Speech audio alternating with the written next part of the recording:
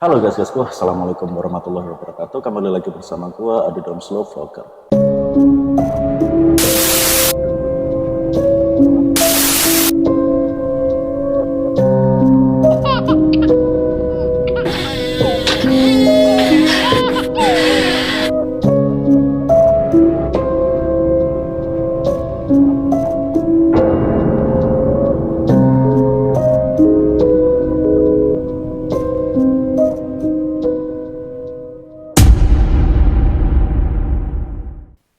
Dan kali ini gua kedatangan tamu nih, Dewata Motovlog namanya.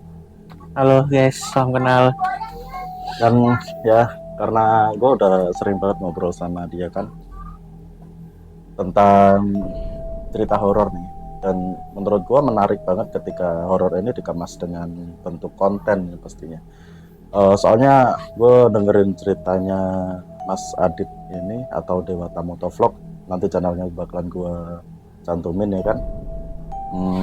Menarik banget dan ya didengarkan itu kayak ya lebih ke apa ya, gak habis pikir gitu kok bisa gitu kan. Jadi ya untuk pengalaman horor kali ini narasumbernya yang langsung dari Mas Adit sendiri dan yang Mas Adit juga yang udah mengalami ya Mas Adit ya. Betul. Itu pas sampean tahun berapa itu? Nah, jadi ini kita runtutkan aja. Jadi aku bisa melihat sesuatu yang tak kasat mata itu mulai ku sadari itu di kelas 3 SD. Nah di situ kan memang aku sudah sering kadang ngomong sendiri, main sendiri gitu kan. Iya. Nah ya, tapi aku nggak bisa membedakan namanya itu manusia atau hal yang lain. Oh, oke. Tuh. Jadi aku menganggapnya Semua itu sama ya. sama teman-teman sekolahku yang sama gitu loh ya kan. Iya.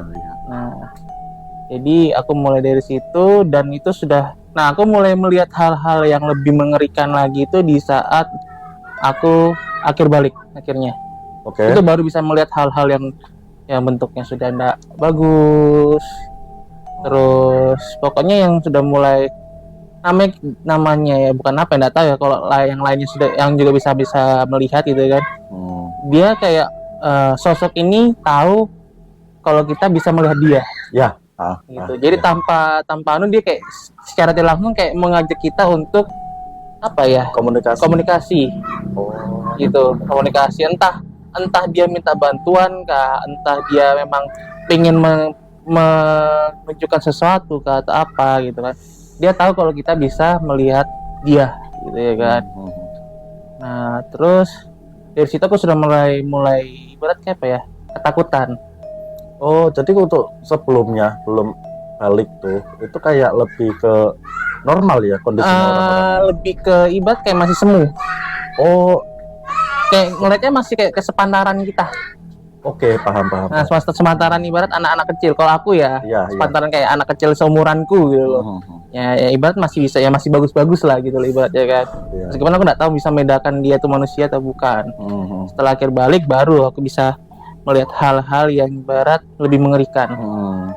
Nah, puncaknya kalau sebenarnya cerita yang lebih serem itu menurutku sih semuanya jadi B aja sih. Ya.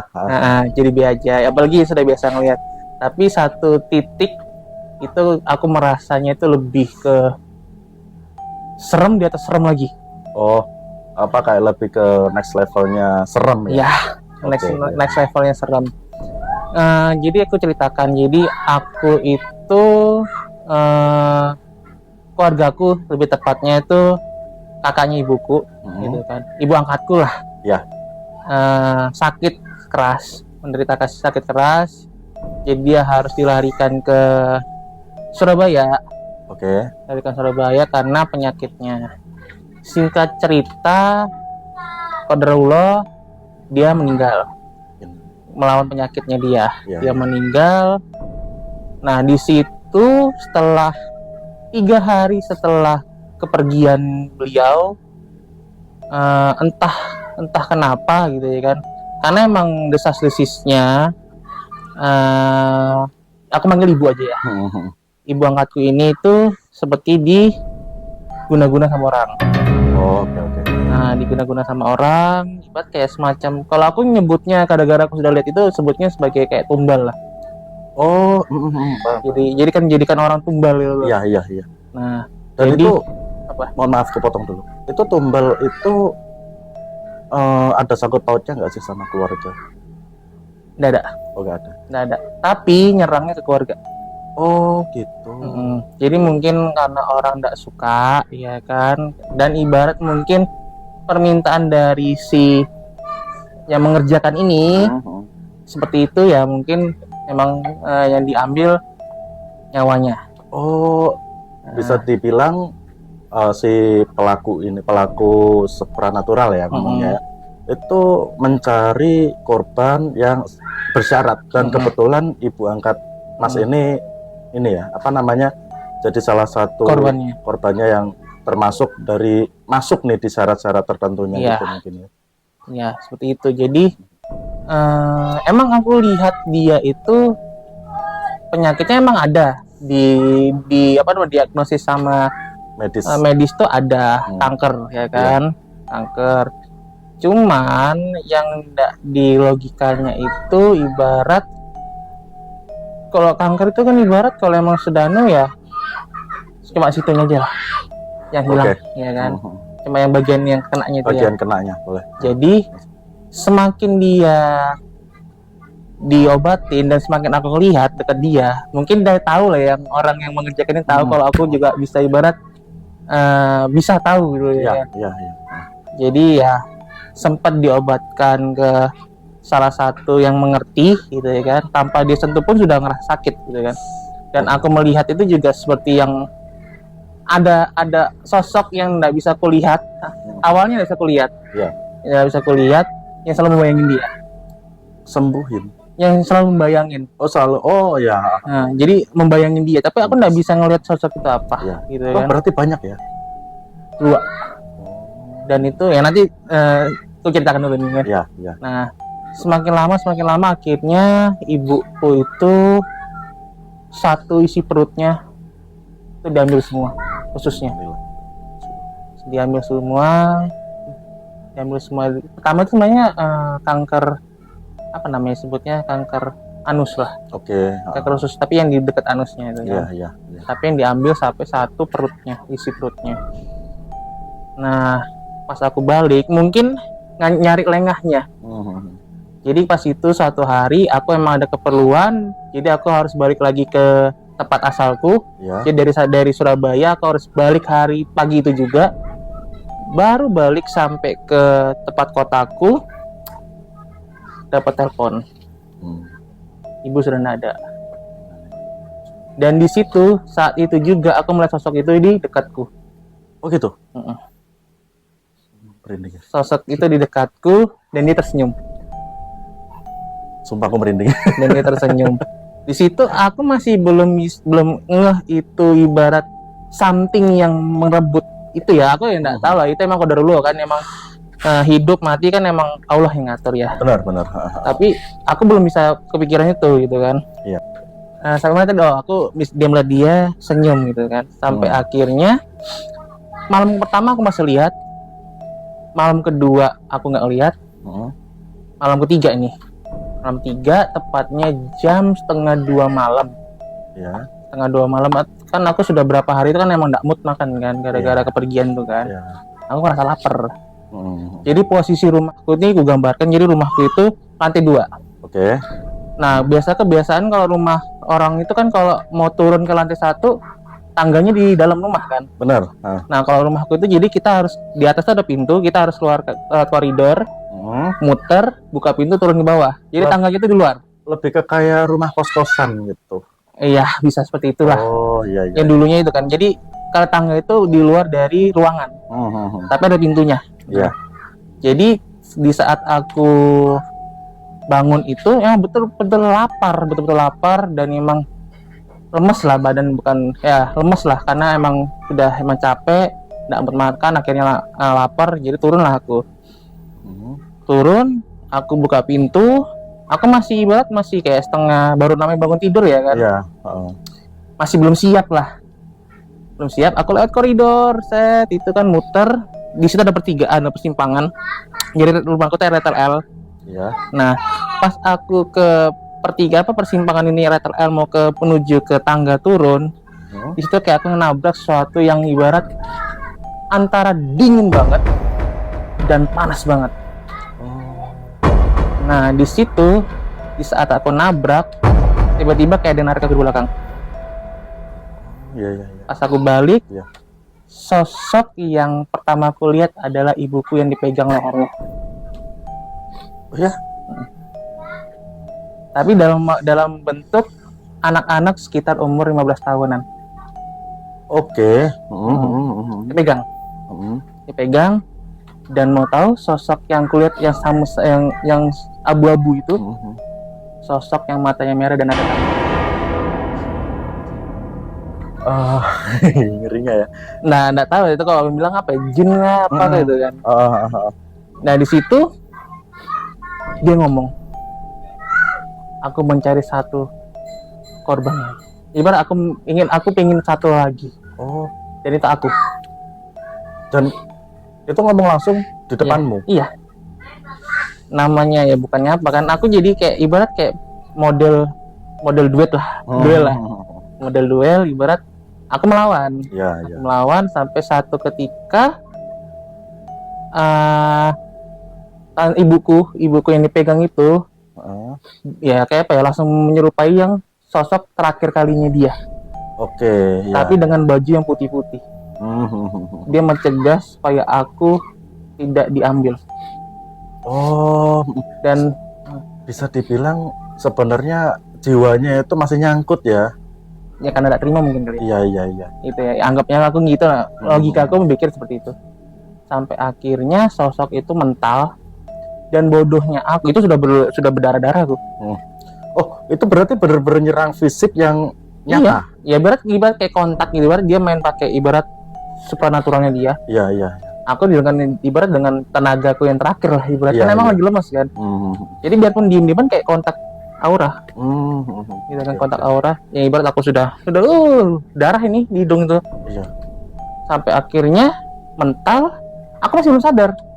Turun masih dalam pikiranku masih kayak mau bikin makanan lagi. Jadi berdarah-darah itu kamu nggak sadar? Nggak sadar. Jadi turun tuh kayak kembali ke normal aku lagi. Iya. Turun, bikin mie, karena kebetulan aku memang bikin mie kan, bikin mie. Tanpa aku sadaran tanganku masuk ke dalam air panas, aduk-aduk. Loh? Tapi nggak ada bekasnya. Nggak ada bekasnya? Nggak ada bekasnya. Air mendidih.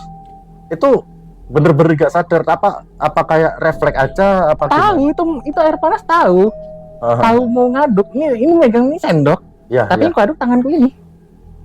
Astaga, saking ibarat badanku separuh dingin jadi itu nggak ada panasnya.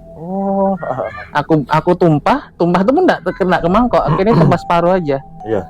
Habis tumpah separuh aku naik lagi. Di situ sudah aku gelap, tapi tiba-tiba pas aku bangun itu gara-gara kan aku masih teleponan sama mantan gue dulu kan. Di situ ngelihat mungkin pas video call itu ngelihat aku berdarah. Jadi selama makan apa terus sampah kayak ibarat jiwaku sudah nggak tahu di mana.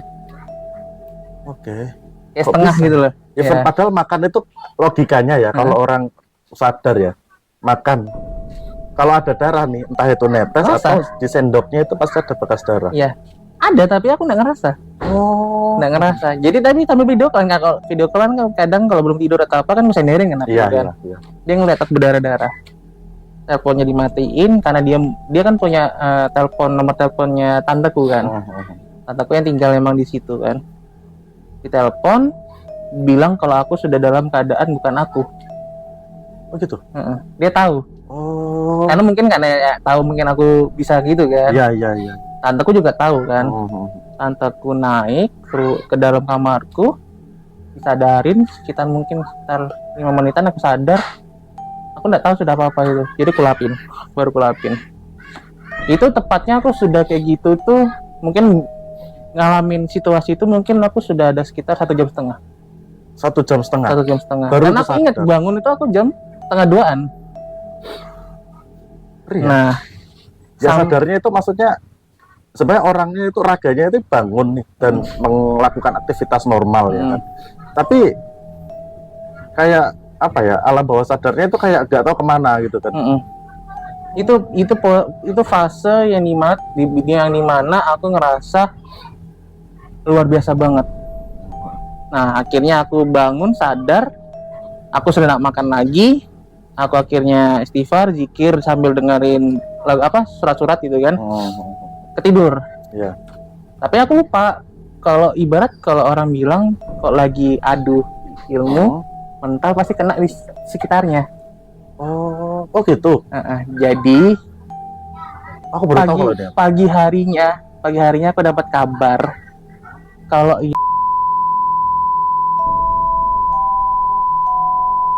itu dibawa ke rumah sakit. Bener-bener saat itu. Tiba-tiba dia sesak tanpa ada sakit. Sesak napas, dibawa ke rumah sakit, paginya meninggal. Secepat itu. Saya kan nggak menceritakan ini. Iya. Tapi ini aman aja kan kalau sama udah terekspos nih, maksudnya kayak aja. Cuman nggak usah nyebut nama gitu mungkin ya. Betul. Pagi sudah nggak ada, di situ aku betul-betul cukup sudah aku nggak mau ibarat melihat hal yang seperti ini lagi. Dengan melihat hal seperti ini, di situ aku betul-betul ibarat kayak kenapa sih aku nggak cegah gitu loh ya kan? Kenapa nggak cegah? Kenapa harus bisa mental ke orang lain? Iya, kayak lebih ya harusnya itu jangan sampai ke orang lain. Kalau emang aku bisa nyegat dan bunuh dia sekaligus, kenapa enggak gitu kan? Sampai akhirnya aku betul-betul sudah ibarat ngumpulin tenagaku. Setelah itu seminggu setelah kejadian itu, setelah kejadian itu aku di tempat yang sama tanpa aku sadarin aku kayak sudah di tempat lain. Ya. Jadi pertama keterang ini kan bangun sudah hilang. Udah nggak tahu di mana. Nggak tahu. Dan situ aku betul-betul ngelawan dia. Jadi kayak kamu itu kayak masuk ya ngomongnya, masuk ke karena ya kan sebenarnya jelek karena aku dendam. Oke. Karena aku dendam. Jadi makanya gelap. Iya. Itu aku sudah nggak tahu entah ngelawan apa. Aku lagi mendarah. Tapi setelah habis itu aku nggak pernah ngeliat itu sosok itu lagi di dekat sekitarku atau keluargaku yang ibarat ada keluargaku yang diganggu. Nggak ada lagi. Nggak ada lagi. Cuma aku yang diserang sama dia. Gitu. Jadi gitu.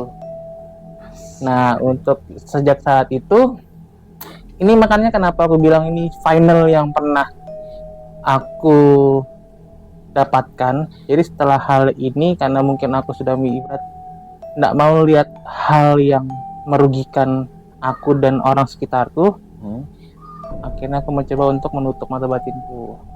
Dengan cara datang ke ruqyah gitu ya kayak. Enggak, aku datang ke Habib langsung. Oke. Salah satu orang yang itulah akhirnya ditutup, tapi tetap masih bisa lihat. Kalau pas aku dalam keadaan capek atau enggak aku niatin. Gitu.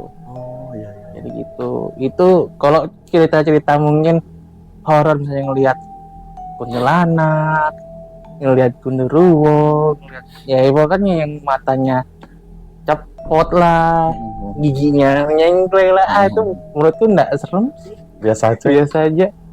Ini yang ibarat serem. Soalnya itu lebih ke kayak refleksinya orang yang pada saat itu meninggal, dan jin itu kayak entah itu jin korin, entah itu jin apa. Jadi kayak merefleksikan seseorang itu sebenarnya bukan orang itu sendiri kan.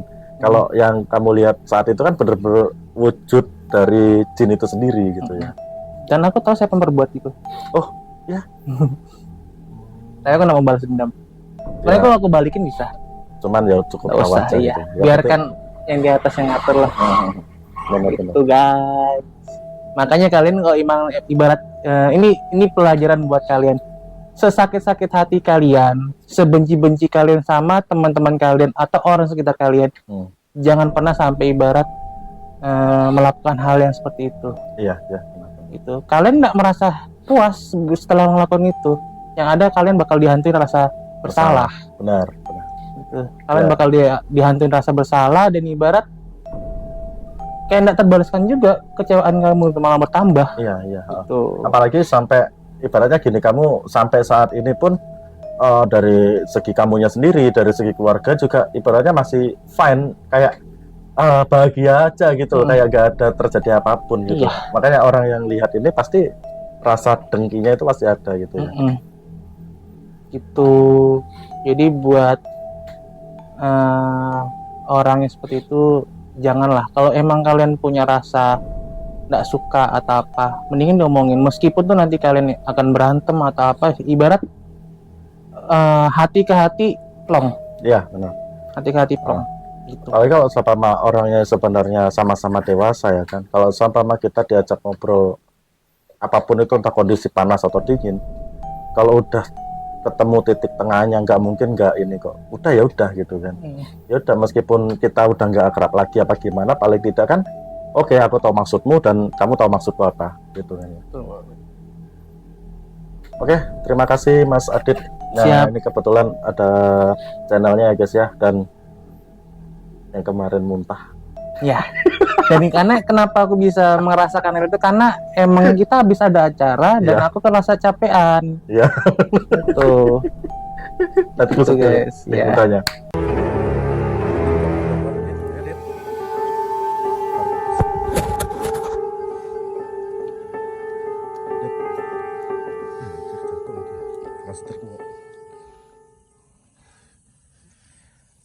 Gitu. Oke Mas. Oke. Terima kasih banyak ya atas, Siap, sama-sama.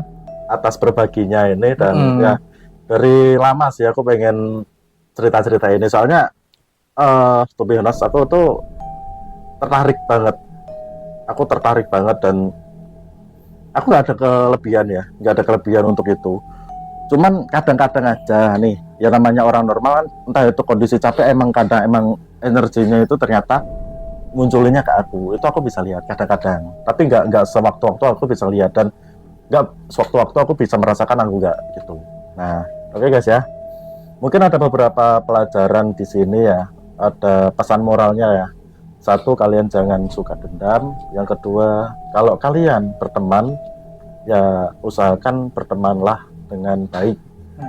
Usahakan pertemanan kalian itu sehat, usahakan pertemanan kalian itu kalau bisa ya sampai selamanya. Soalnya apalagi kayak aku ya, tipikalnya kan keras kayak gini, kadang omongannya frontal. Jadi ya sebelumnya kalau orang-orang yang baru kenal ya aku harus mohon maaf dulu kayak gitu. Atau kondisinya aku juga saat ini, aku kan kondisi kayak merantauan nih, jadi ya siapa yang nolongin ketika ada masalah kalau bukan teman-teman ini gitu kan. Ya berhubungan baiklah dengan teman, dan jangan ada rasa dendam. Kalaupun ada orang lain benci sama kita, ya udah, itu urusan mereka ya, yang penting kita berbuat baik. Oke, jangan malu untuk minta maaf. Betul sekali. Baiklah guys ya, sekian dari gua, dan juga terima kasih banyak atas ceritanya Mas Adit. Jangan lupa kalian tonton video gue yang lain, dan see you next video. Thank you for watching. Jangan lupa subscribe, like, dan komen, serta nyalain loncengnya. Dan ini ada Mas Adit nih, dia ada channel juga, channel motovlog. Dia seru juga orangnya, sering banget juga nonton apa ya, ngevlog bareng gua. Jadi ya, oke guys, assalamualaikum warahmatullahi wabarakatuh. Bye bye.